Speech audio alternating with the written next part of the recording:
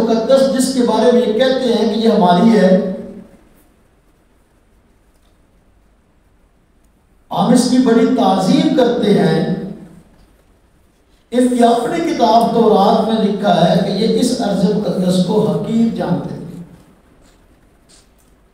گھٹیا سمجھتے تھے، کوئی قدر و قیمت ماضی میں ان کی نظروں میں ارض مقدس کی نہیں تھی۔ یہ میرے پاس تورات موجود ہے، یہ بائبل ہے، تو بائبل کا جو پہلا حصہ ہے جس کو عہد نامہ قدیم کہتے ہیں، اس کی 5 شروع والی کتابیں پیدائش، خروج، احبار، گنتی، استثناء کو تورات کہا جاتا ہے۔ یہ کتاب گنتی کے اندر خود لکھا ہے، یہ تورات کا حصہ ہے، یہ تورات میں لکھا ہے کہ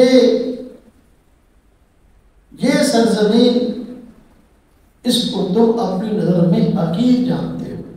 یہ کتاب گنتی اس کا 14واں باب ہے، کتاب گنتی 14واں باب ہے، اور اس کی 31ویں آیت، 31واں فقرہ ہے، 31واں فقرہ، اس میں کہا گیا کہ جس بڑوں کو تم نے حقیر جانا اور اس کی حقیقت کو پہچانیں گے۔ تو یہودی تو ارض مقدس کو ماضی میں حقیر جانتے تھے، کیسے آج ان کا دعویٰ ہے کہ ہمارے یہاں یہ زمین بڑی مقدس ہے؟ یہودیوں کے ہاں سرزمین فلسطین، سرزمین بیت المقدس کے ان کے مقدس نہیں ہے۔ اس عنوان پہ نہیں لڑ رہے، یہ بہت بڑا دھوکہ ہے کہ ہمارے یہاں یہ زمین مقدس ہے، ہم اس کو مقدس سمجھتے ہیں، ہماری مقدس حسین لہذا خالی کرو۔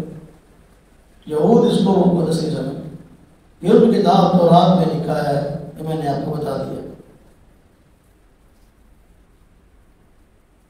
وہ اس کو حقیر سمجھتے تھے، اس کی قدر کی مطلب دل میں نہ تھی۔ یہی وجہ ہے یعنی ایک دلیل پیش کر دی کہ یہود کی نظر میں اس سرزمین کوئی اہمیت نہیں، یہ ارض مقدس میں ہمیشہ گستاخی کرتے ہیں۔ دوسری دلیل کہ ہمیشہ سے ایک دوسرے کا قتل عام کرتے ہیں، یہودی عیسائیوں کا، عیسائی یہودیوں کا۔ اگر ان کی نظر میں سرزمین مقدس ہے تو یہاں پر ایک دوسرے کا قتل عام کی کیا وجہ ہے؟ پھر ایک دوسرے کا اتنا قتل عام کیا کہ خون کی ندیاں بہائیں، نے ایک مرتبہ نہیں سینکڑوں مرتبہ۔